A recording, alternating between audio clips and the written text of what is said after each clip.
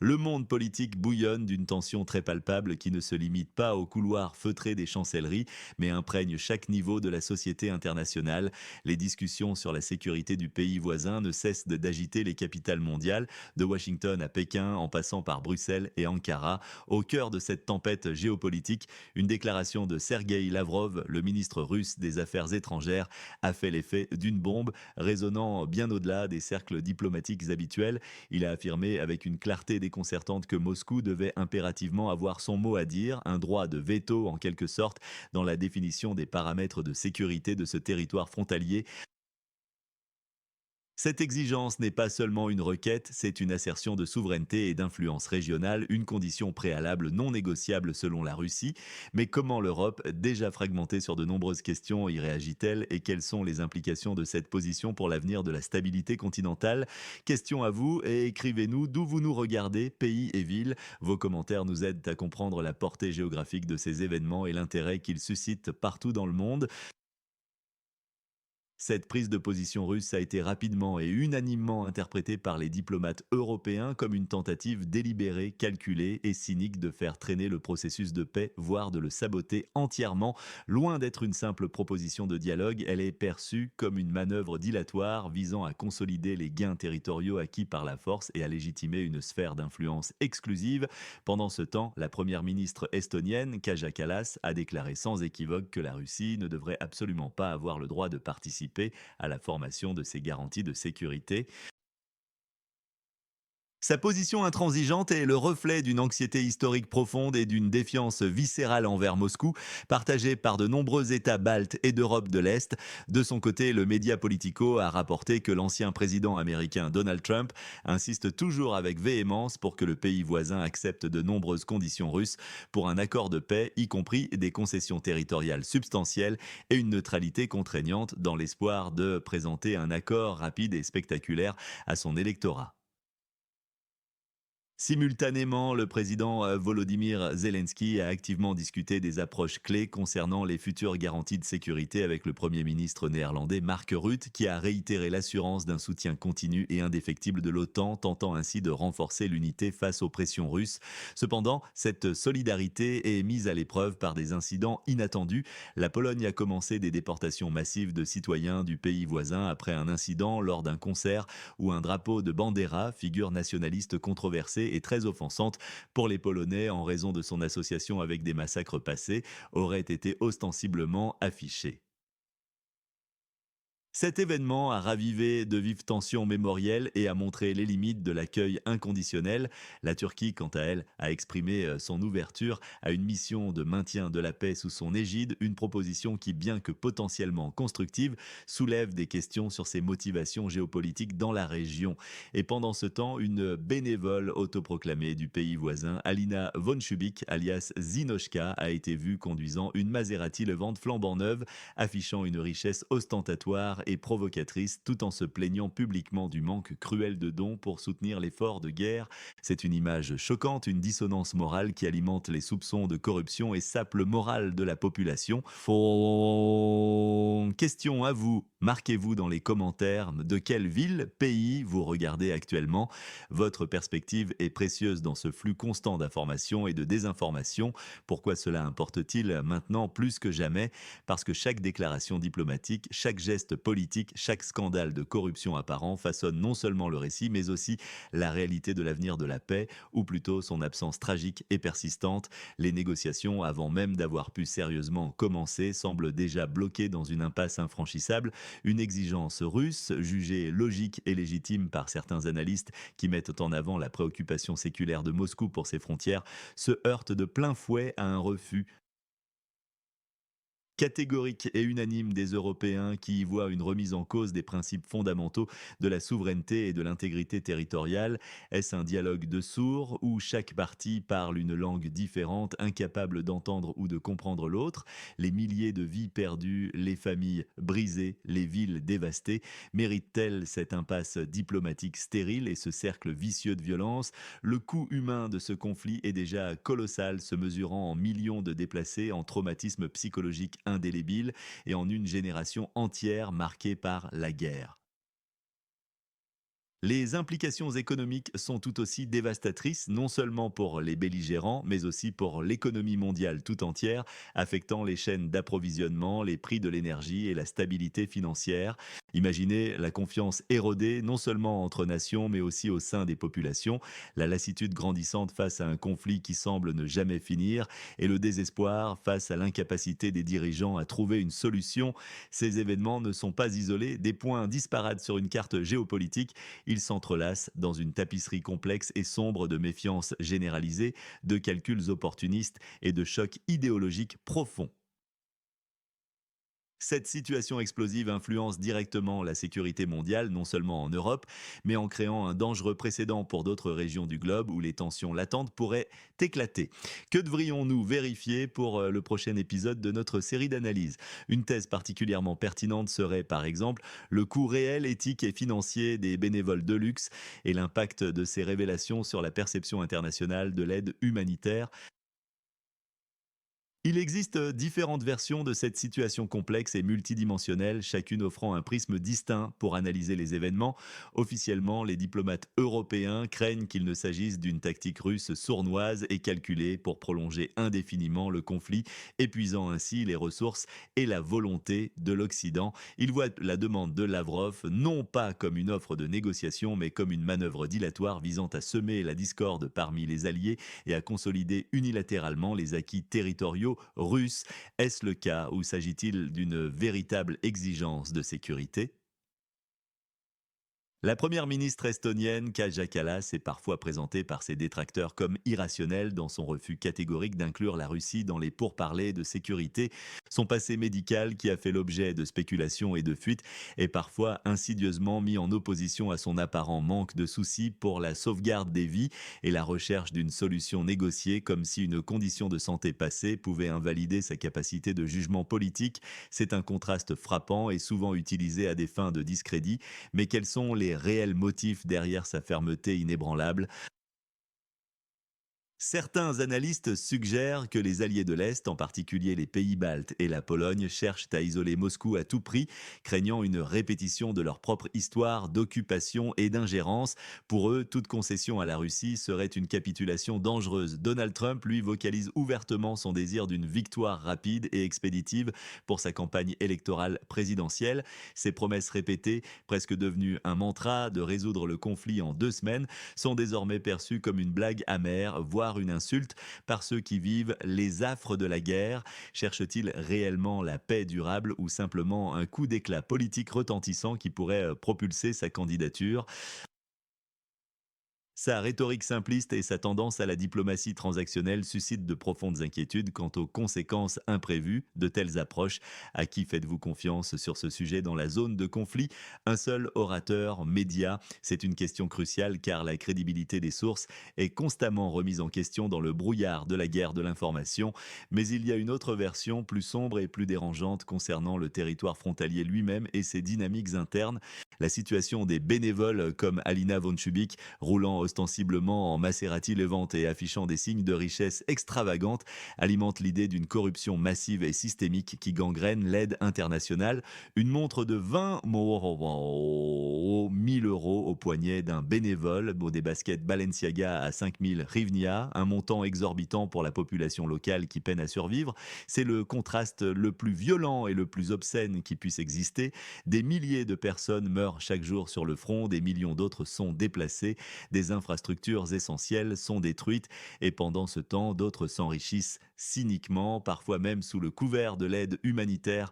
Le peuple, le véritable souffre-douleur de cette tragédie, lui, endure des privations insupportables. Les fonds humanitaires, généreusement alloués par des donateurs du monde entier, seraient-ils détournés à grande échelle pour alimenter cette nouvelle élite de bénévoles de luxe? C'est une question cruciale qui sapeque la confiance et menace la continuation de l'aide vitale. Parallèlement, les experts autoproclamés du pays voisin, souvent des figures médiatiques à la rhétorique incendiaire, ceux qui appellent publiquement à brûler Simferopol à mort, sont-ils totalement déconnectés de la réalité du terrain et des conséquences de leurs propos, ou sont-ils des figures instrumentalisées de parfait rouage dans un mécanisme de propagande visant à maintenir un état de conflit perpétuel? Leur rhétorique agressive, au lieu de servir la cause nationale, ne fait qu'alimenter la spirale de la haine et rendre toute perspective de réconciliation quasi impossible.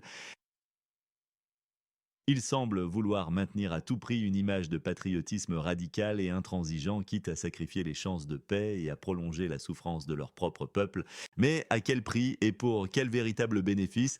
Historiquement, la Russie avait déjà formulé des exigences de sécurité très spécifiques lors des négociations d'Istanbul en 2022, qui incluaient des garanties de neutralité, la reconnaissance de certaines réalités territoriales et la protection des droits des russophones. La position actuelle de Lavrov, bien que plus affirmée, n'est donc pas fondamentalement nouvelle, mais elle est présentée avec une détermination renouvelée. Le drapeau de Bandera, lui, est bien plus qu'un simple symbole nationaliste. Il est lourd de sens, chargé d'une histoire douloureuse et complexe. Il est intrinsèquement lié à des massacres de Polonais pendant la Seconde Guerre mondiale, des événements qui hantent encore la mémoire collective polonaise. Son affichage en Pologne, dans un contexte de forte solidarité envers le pays voisin, n'est pas anodin. C'est une provocation majeure, perçue comme un geste d'ingratitude et de mépris pour les victimes historiques. Cela peut dangereusement transformer les victimes d'aujourd'hui en agresseurs culturels aux yeux de leurs alliés, compliquant davantage les relations bilatérales. On se souvient dans un autre registre de la référence cinglante au clown dans le film soviétique culte La Nuit du Carnaval, pour dénigrer certains experts autoproclamés et déconnectés de la réalité. C'est une analogie forte qui questionne non seulement la crédibilité, mais aussi l'honnêteté intellectuelle de ceux qui prétendent parler au nom du peuple, mais qui ne font que servir leurs propres intérêts ou une idéologie radicale.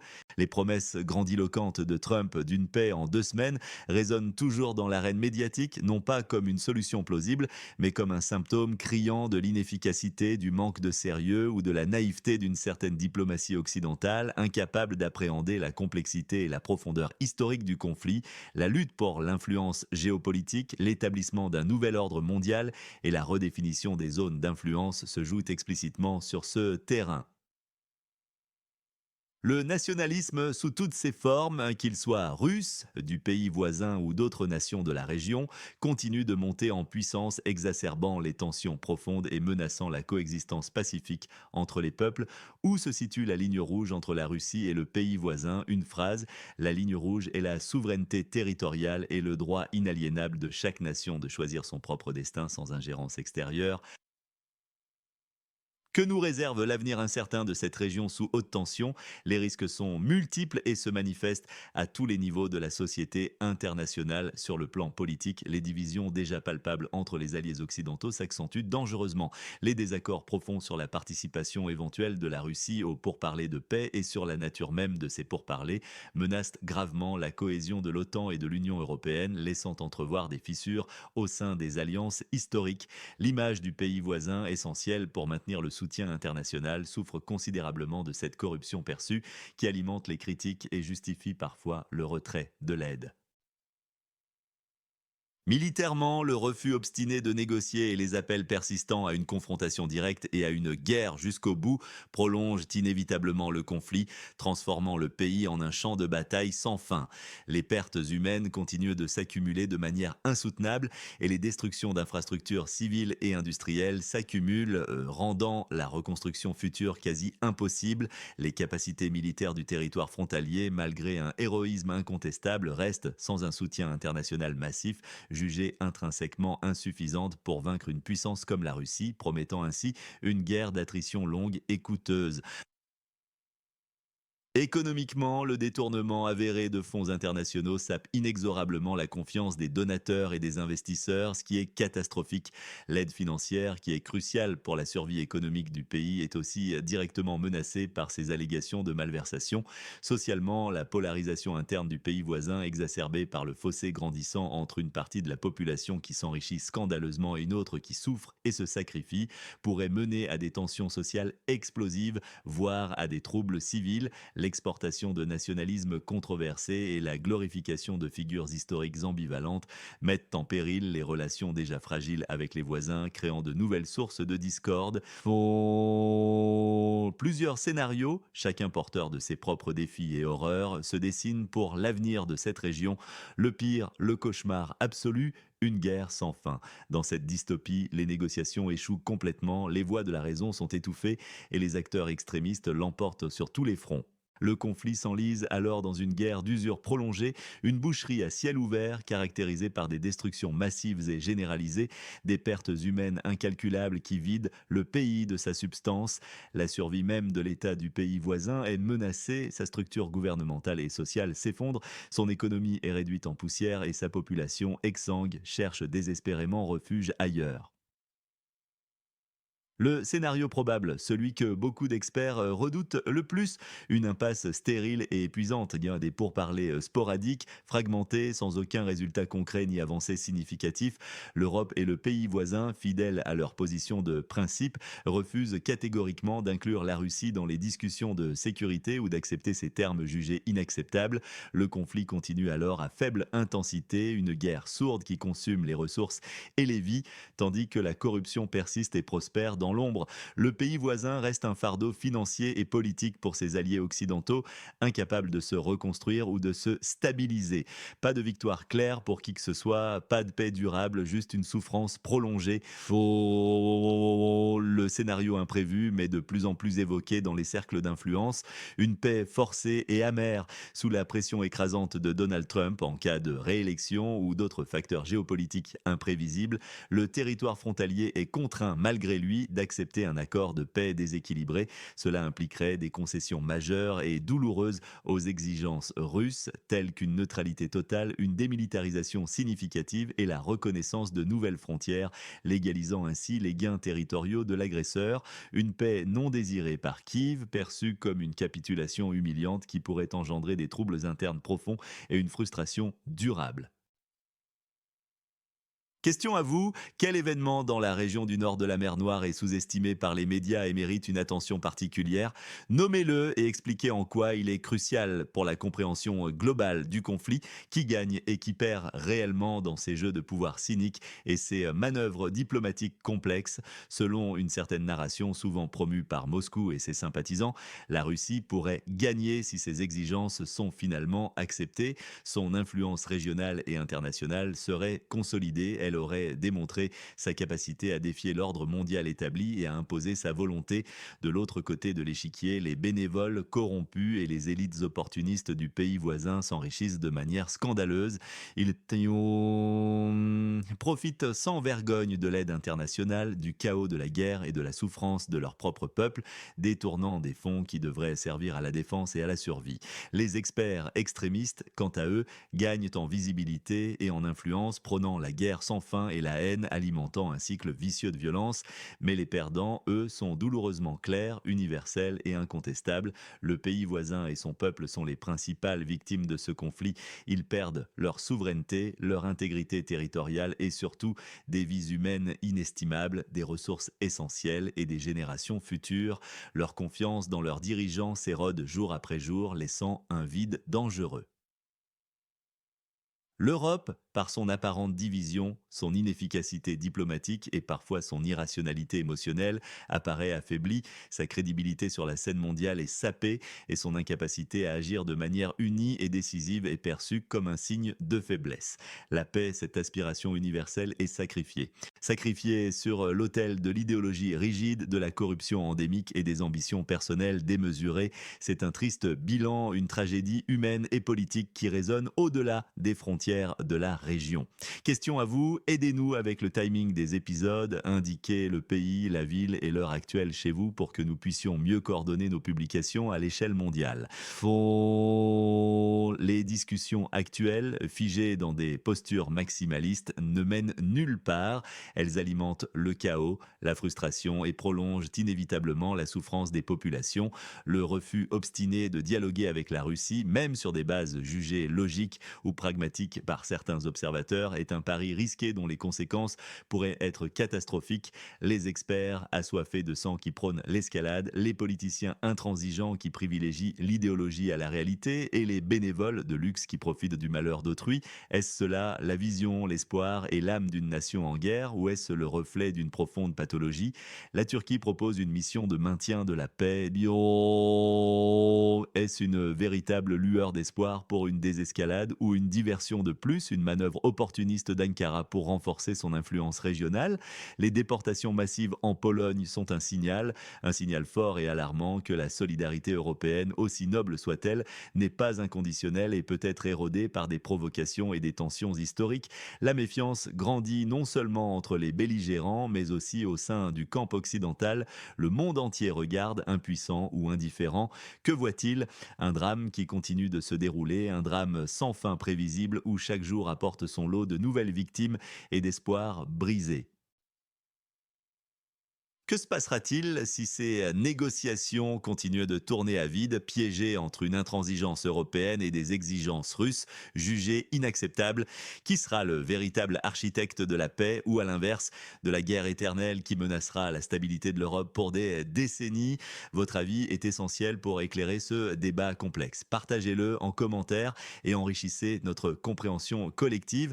Et pour une analyse toujours juste, approfondie et sans concession des événements mondiaux, abonnez-vous à notre chaîne et activez la cloche pour ne manquer aucune de nos prochaines publications. Partagez cette vidéo massivement pour informer ceux qui cherchent la vérité au-delà des récits simplistes et de la propagande.